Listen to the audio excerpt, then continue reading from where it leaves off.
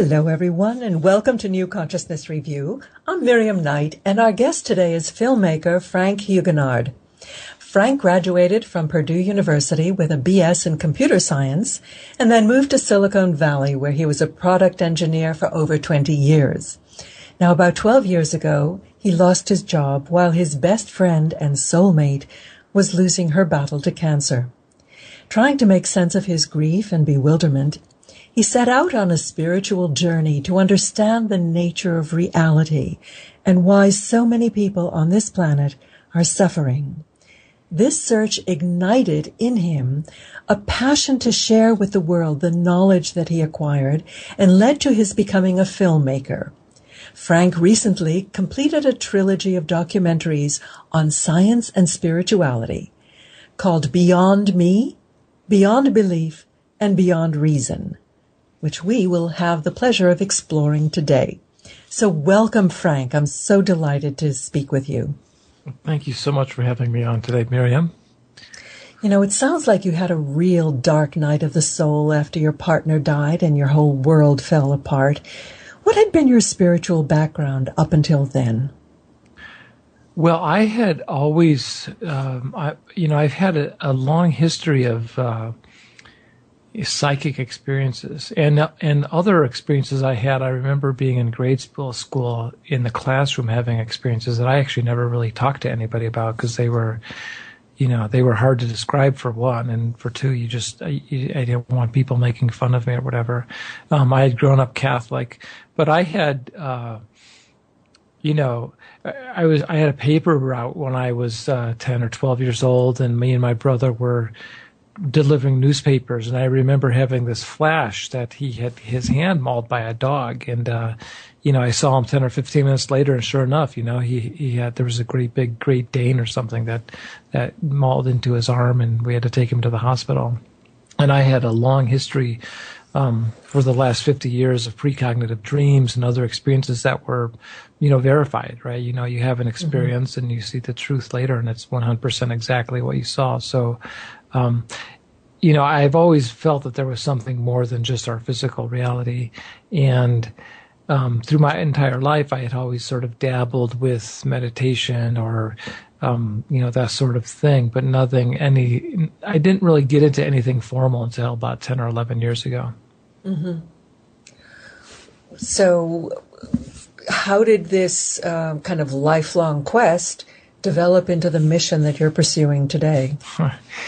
Right. And, who knows who I was in previous births that led into this too. So, my whole world collapsed, a dozen years ago. The reason I had gotten fired is basically I had invented a product that was functionally the equivalent of Skype. And it even had YouTube functionality built into it. And it was my seminal work. It was really genius. And you and I both know that going from a functioning prototype to getting purchased for $3 billion, which is what Skype did, you have to have everything go right. You have to have a lot of luck and all these things. It wasn't so much that I lost out on the financial end of it, but it was my seminal work. And I knew that it was genius, and it was really gratifying for me to develop such a great product. And then to be escorted out in the company I was working at, they thought it was a stupid idea and a waste of company resources. Yeah, I know, huh? Skype got bought for $3 billion, YouTube got bought for $3 billion, and I got escorted out the door. And this is going on exactly like when I'm developing this product. These genius ideas were coming to me while my friend was going through chemotherapy and radiation and surgery and convalescing, all this stuff. So, it was brutal. And then after that, I had a few years of just misery, right? Just, not a happy camper. And eventually, I had tried all kinds of different things in the past, and I eventually just decided, well, I'm just going to dive into, a meditation practice, with some perseverance and some determination. And, you hear so much about meditation from just about everyone who has any kind of spiritual practice or spiritual orientation. Why do you think meditation is so effective in moving us essentially along our path to something deeper? The way I like to describe it is you can imagine your mind or our minds as a body of water. And bodies of water, you can imagine a perfectly still lake first thing in the morning with, without a single wave on it. Or you can imagine, the ocean in the middle of a hurricane or a big storm. And if you had to guess where humanity's collective minds and individual minds are right now, they would be more on the end of the Katrina. They're big storms, lots of tension in our minds, a lot of chaos, a lot of disturbances and turbulence. And when you meditate, what you do is you take your mind and you calm it and you quiet it down so it gets to the point of that very peaceful, placid lake. And that process, even though it may only be, you might meditate for an hour and you may only get into that really, really calm, perfectly calm state of mind for 5 minutes. But that process, after a number of years and some time, ultimately starts calming your mind down in a much bigger way. And it also has the effect of calming the other minds around you. Right, through entrainment or something. Yeah. Actually, the ocean is a great metaphor, because if you think of the ocean, great storms on the surface, and yet you go down into the depths and there is virtually no movement at all. So it really is an almost mapping of what happens with our brain, the surface brain versus the subconscious. Great.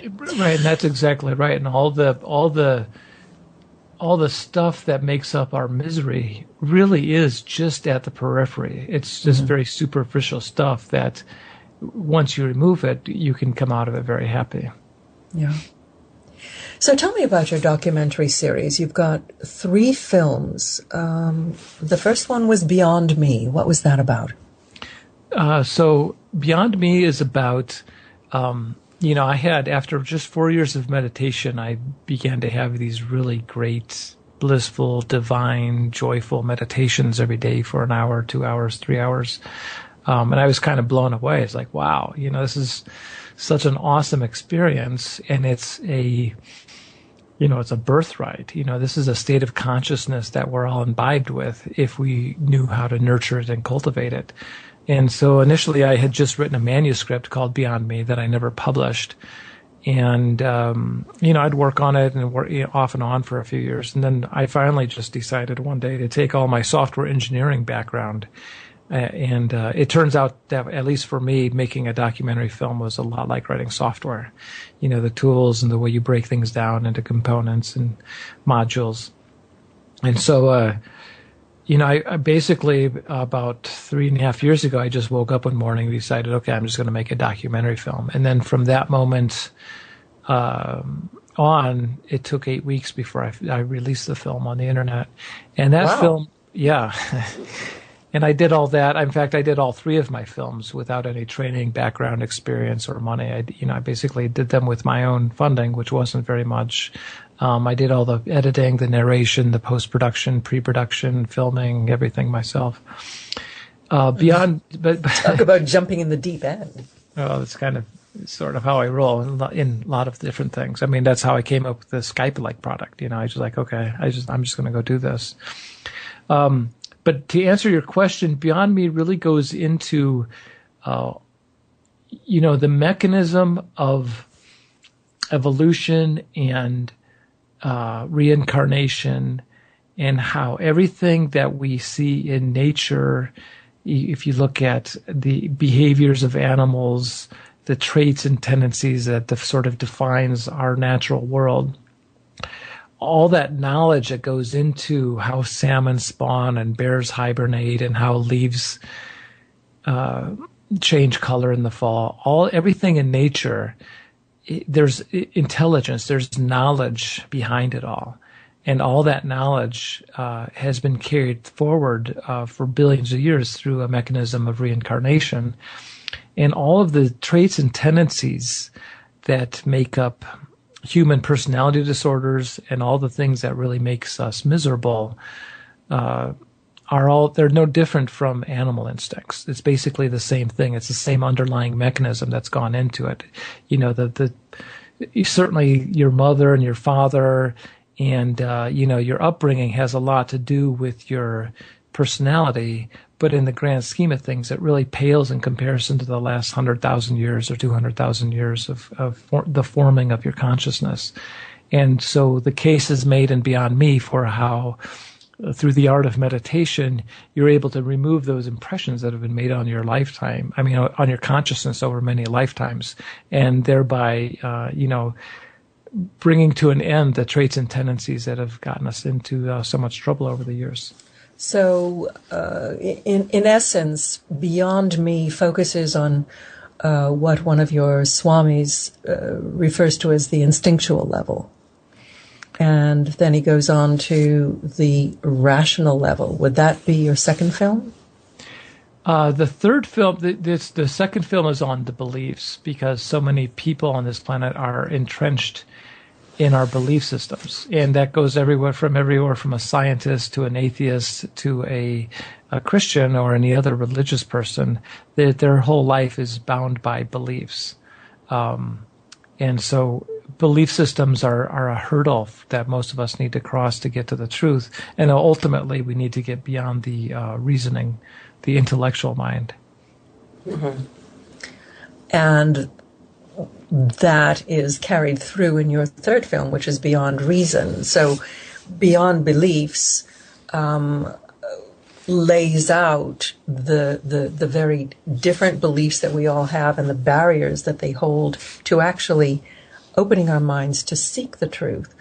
And it's not a million miles away from the theme of your third film, Beyond Reason. How do you distinguish the two films? What was your focus on each of them? Beyond Belief initially went into, in fact, I say it at the end of the film, that belief systems become sort of like jail cells. I mean, once you start believing something, you stop seeking the truth because you've already found it.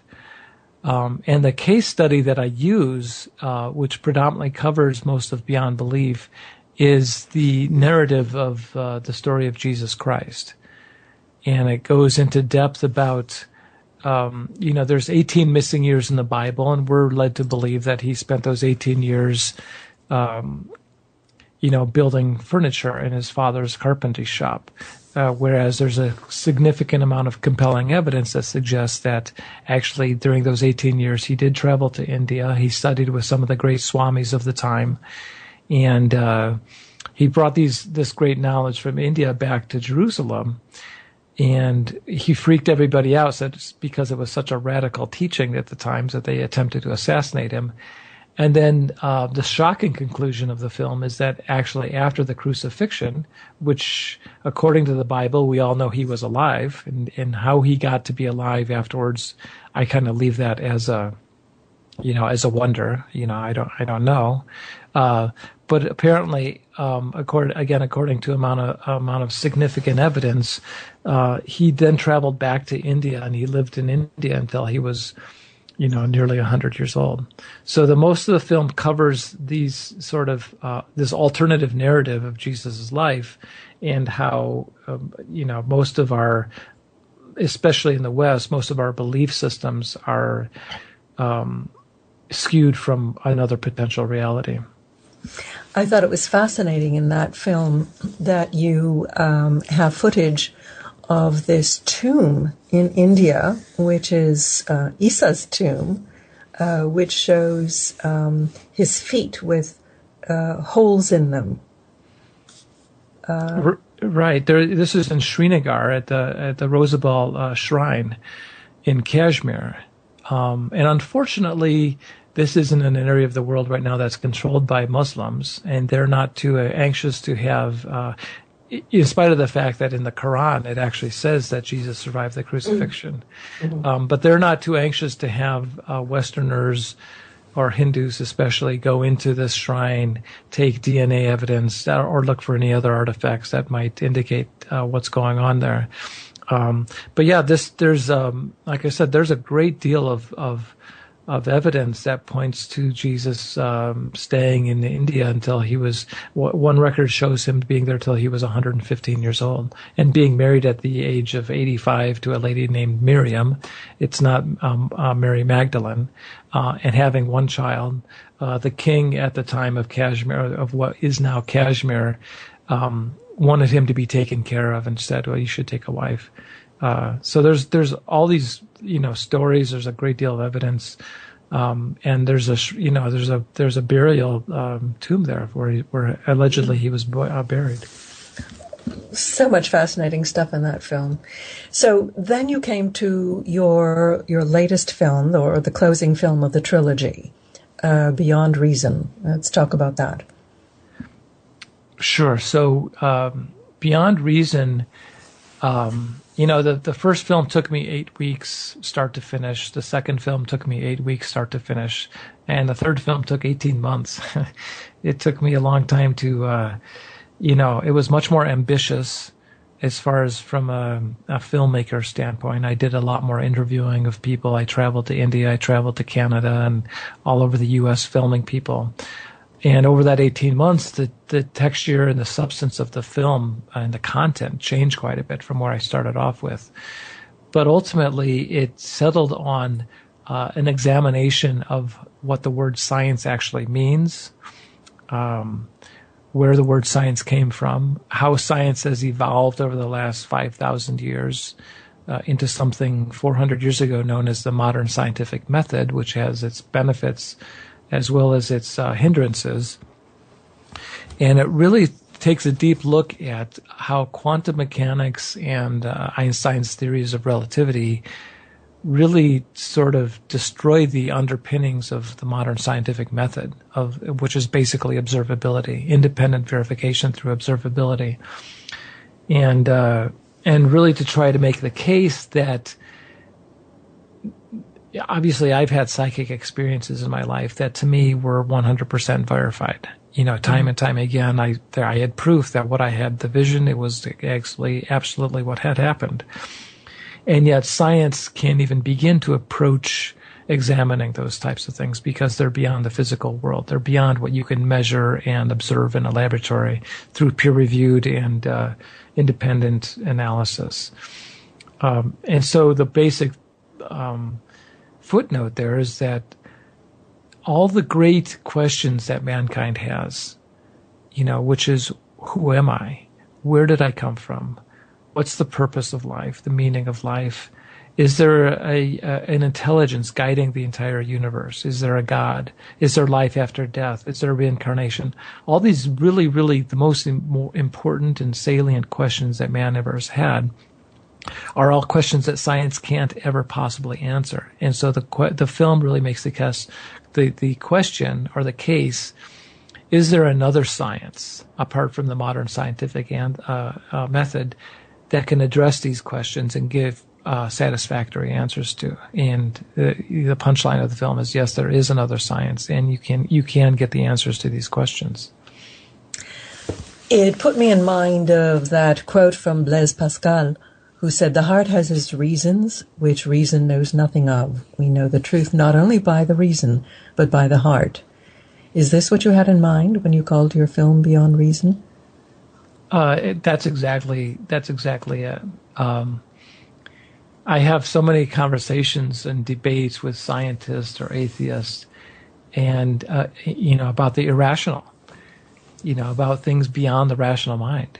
And in spite of the fact that inside of the Heisenberg uncertainty principle and quantum mechanics and the collapse of the wave function, or what's going on inside of black holes, both limits of which the modern science not only can't explore, but they're completely irrational. Any scientist or atheist you talk to will stop when you start to get irrational. And there's something in mathematics and higher mathematics called imaginary numbers. The square root of -1, for example, being an imaginary number. The square root of -1 doesn't make any sense, which just means you can't have it. It just doesn't exist. And yet scientists are quite happy to embrace the square root of -1, which is an irrational number, there's so many different mathematical equations that could never have possibly been solved without irrational numbers, without factoring in the square root of -1 into the equation. And they're quite happy to say, sure, okay, we can use this. It helps us solve the equation. But if you said to the same thing to them, well, we can use reincarnation to solve so many different equations in the psychological world, well, you're just being irrational, or that's pseudoscience. It's kind of a contradiction, a hypocrisy of scientists that they, on one hand, they can use irrational numbers when they need to. No, it's quite funny once you realize, and you point this out to them, and they'll try to argue, well, blah, blah, blah. But no, yes. There's a great line I use in the film as well, and this comes from a few different sources, but our intellects are limited. There's a bound, they're bound by our perceptions. You can't think of something that you haven't perceived. And our perceptions are limited by our five senses. And from what we've gained, the knowledge we've gained through quantum mechanics and relativity, what we're getting through our five senses is actually more unreal than it is real. In other words, our intellects can only take us so far. And in order to get to the ultimate truth, we need to go beyond our intellects or beyond reason. Yeah, or as they say, down the rabbit hole. I thought it was fascinating the way you had this juxtaposition between several scientists on the one hand and three swamis on the other side. And there kept on being this crossover where the swamis were talking science and consciousness and rationality, and the scientists were talking consciousness and universe, and it was just such a perfect interweaving of and really exposition of the blurred lines between the two. Yeah, thank you so much for that. It was really, like I said, it was an 18-month struggle to put it together, and at one point I was just ready to throw in the towel, and I was, fortunate enough, it was a stroke of luck to run into Kenny Felder, who's really the star of the film. He's a brilliant man. Actually, he's a high school teacher of all things. And if you say that, I asked him about it after I filmed him, and he's like, yeah, I don't know what to do about that. It turns out that actually he graduated college, started a software company, sold it to Microsoft for millions of dollars, and is just a great guy who gives back to the community, and he happens to be a high school teacher. But in any event, he's quite brilliant, and once I was able to film him last year, then I was able to go and finish the film. And, I guess the point that you've come across and you're highlighting here is that, the word science itself comes from the Latin word scient. And, in many traditions, God's meant to be omniscient. And the scient in omniscient is the same root. It's the same word, the Latin root. And it means that God is all-knowing. And so the real meaning of the word science, and science has been around for, like I said, 10,000 years. It's always been there. When you're 5 years old and you pick up an acorn and you wonder, how does that huge, enormous tree grow from something so small? Or you ask, why is the sky blue? Or why do the leaves change colors? Anybody who asks those questions and wants an answer, wants the truth to any question, they're a scientist in the truest sense of the word.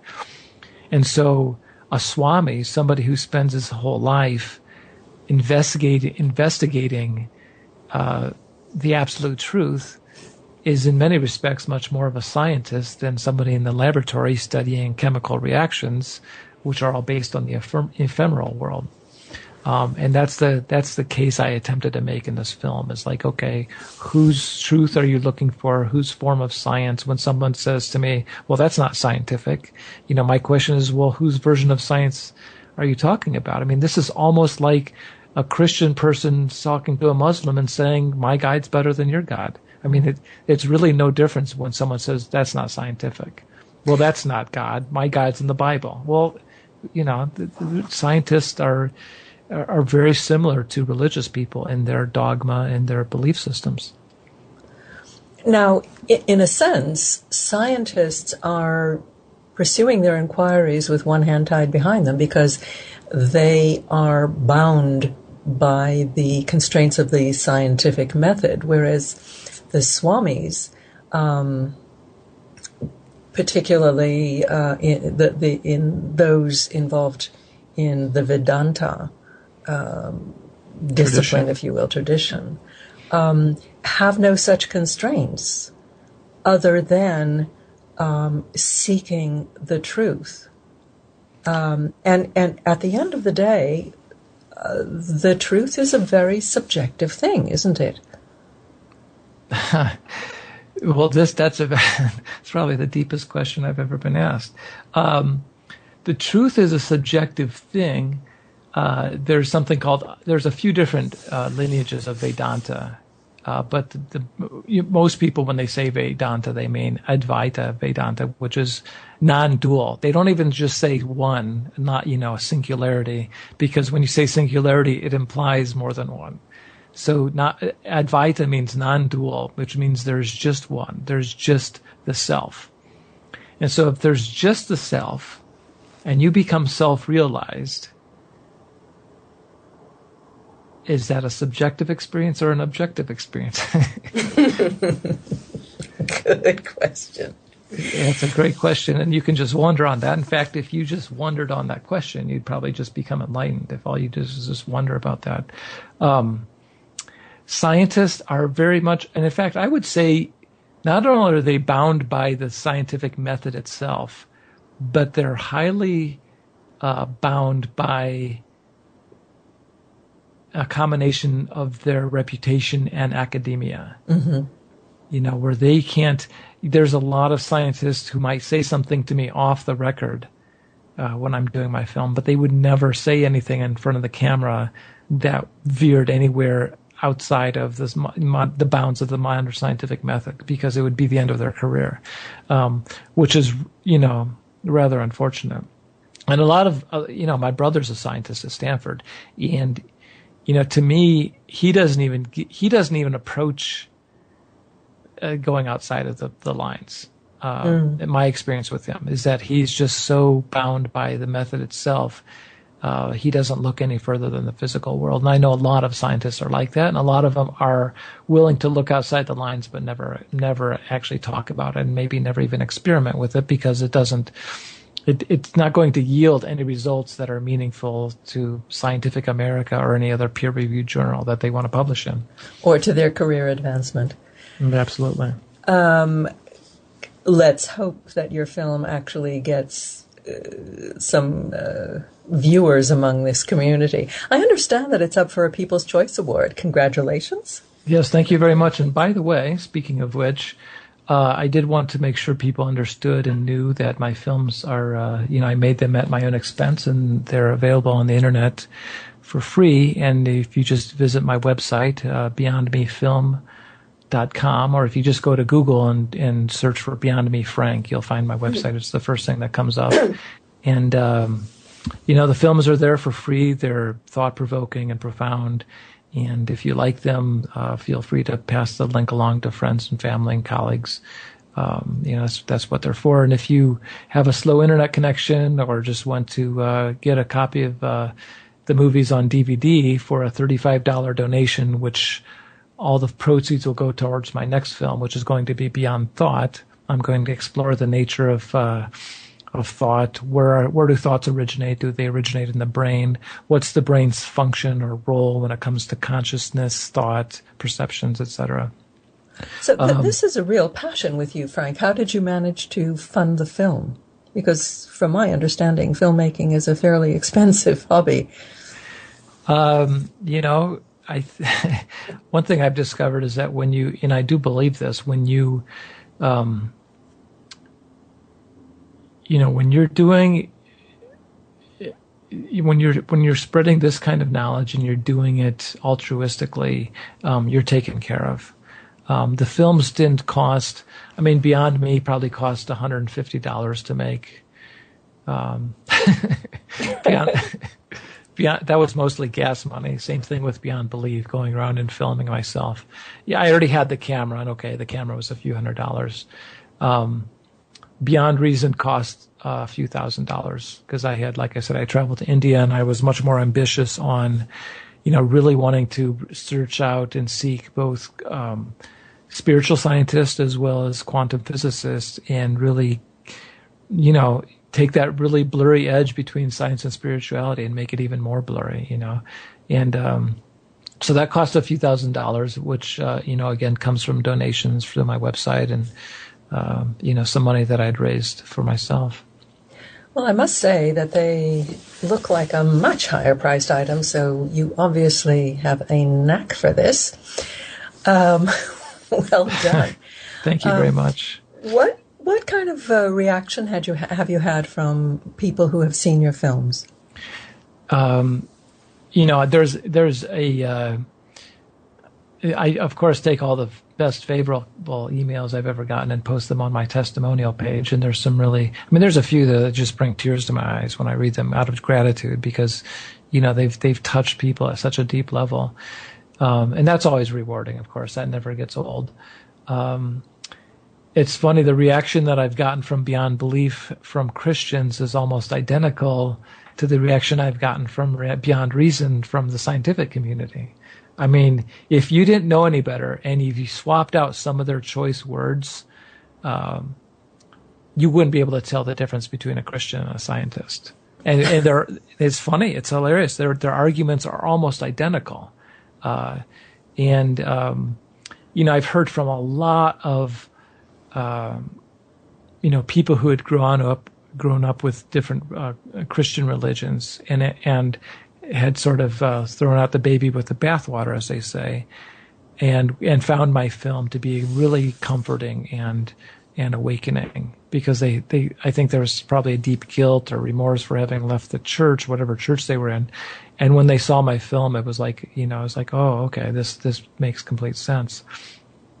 I have yet to hear from one Christian, sort of like a fundamentalist, born again kind of type, who's watched my film and said, "Oh, I think you're onto something." They don't like me very much, and probably the same thing with the scientific community. They're stuck in their dogma. I mean, the dogma of science, like you say, is very similar to the dogma of religions. And once people are sort of incarcerated in their own belief system, it's very hard for them to break free of it. For them, it would be somewhat akin to admitting they've been living a lie. Nobody really wants to do that. We live in such a black and white society. I'm right, you're wrong, or that there's no middle ground. And what we are trying to do, I think, as messengers of a new consciousness, is getting people to say, it's okay to be where you are. Let's go beyond. It's like Rumi said, beyond all notions of right and wrong, there's a field, I'll meet you there. We don't have to feel that we were wrong. It was just a stepping stone on our evolutionary path. And now we're looking at a higher truth that unites everything that came before. It doesn't have to make anyone wrong. It's just opening to a greater understanding, a greater reality. And I really think that your film series invites us to do that. So I really honor you for that, Frank. Again, thank you very much for the kind words. It doesn't get old, and I tried my best not to be preachy, not to try to say this is how it is. I make an effort to leave things as a wonder. Say, oh, look at this. This is this and this interesting, and the case is made actually in both of my last two films that when, and this applies to really all religions, but I think specifically to Christianity, that when people take on meditation and they start to look at Vedanta and they understand it, and they just, again, be a scientist about it. I mean, the best scientist is someone with a really, really healthy skepticism. You can't be just completely open-minded and gullible and believe everything you hear. You have to be able to conduct the experimentation, say, well, that doesn't sound right at all, but you know what? I'm open to the possibility that it is right, and I'm going to explore and find out. Mm-hmm. And when you do that, and when you learn to meditate and you begin to have these experiences, and then you go back And from that new understanding, from that new approach, that new perspective you have, then when you go back and explore the Bible, it's 1,000 times richer. It's not, it's exactly what you're saying. It's not really saying, oh no, the Bible's wrong. You're wrong for being a Christian. This is all lies. It's no, take a look at this. Learn when Jesus said, seek the truth, it'll set you free, or the kingdom of heaven is within you.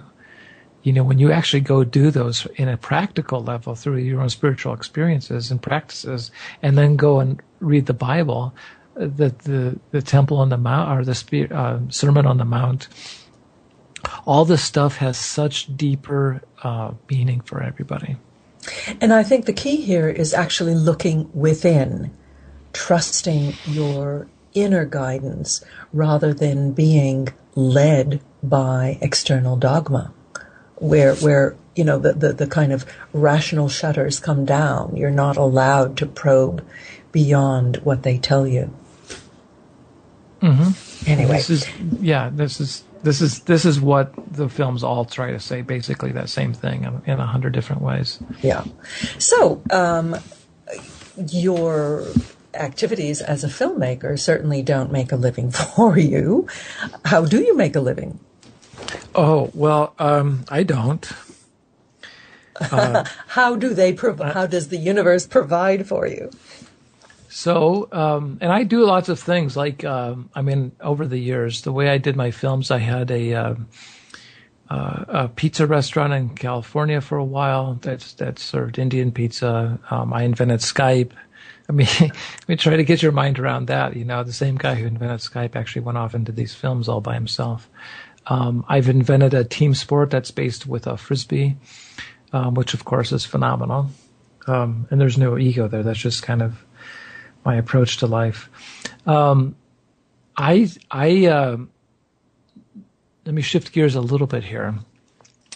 11 years ago, when I decided to, undertake, meditation and spirituality in a rigorous fashion, it started, I'd read Eckhart Tolle's Power of Now a dozen years ago and had been reading these kinds of books. And I stumbled across something called The Art of Living in 2003, which is right now a huge global phenomenon. And it's something I highly recommend for people to look at, artofliving.org. Oh, I second that. Sri Sri Ravi Shankar. Right. So I'm right now, and I had... So Sri, how humbling is this? Sri's watched my films and he loves them. Mm. It's not every day that you get a chance to actually make documentary films on spirituality, show them to an enlightened master, and have him. I sent Beyond Me to him as soon as I finished it, and he replied. His secretary replied with a few comments, really minor technical things, really, but all the knowledge that's in that film. Mm-hmm. has been blessed by him. Like, he didn't say one thing about, well, no, Frank, you got this wrong, and they changed. No, he left it completely intact, which is, like I said, extraordinarily humbling. And I gave him Beyond Belief in Germany in 2012, and then he asked me to join the foundation full time. So right now I'm living on the Art of Living ashram in Boone, North Carolina. Oh. So he just said, what do you want to do? I said, I want to make films. I want to continue making documentary films. He said, well, come join the movement. So I'm living here. We got 3 inches of snow yesterday, but we're not socked in like Atlanta. And it's beautiful here. North Carolina was never on my radar at all, but it's an amazing place to live up here in the mountains. And, I'm on staff here. I've started an organic farm. I've invented a negative carbon footprint greenhouse heating system that I'm going to be implementing this summer. I'm a cook here. I do laundry. I do all kinds of stuff. The thought of Indian pizza is intriguing. What goes on that? This is my own sort of invention, I guess. A lot of people, when they hear Indian pizza, there's places you can buy it, and it's sort of like a masala pizza or a curry pizza, and that's not what mine is. Basically, what I attempted to do, and I do this. I still have, and we have a commercial pizza oven here at the ashram, and everybody loves when it's Frank's Pizza Night. I mean, it's an experience. It's not just a meal, to tell you the truth. It's great, and that never gets old. I mean, it's a great time. But what I do is I basically distilled out all the different Indian flavorings, and it's a much more subtle, refined experience. And then I'll have a lot of toppings that I'll choose from when I'm cooking the pizzas. And every topping will have a little bit of a different flavor on it. The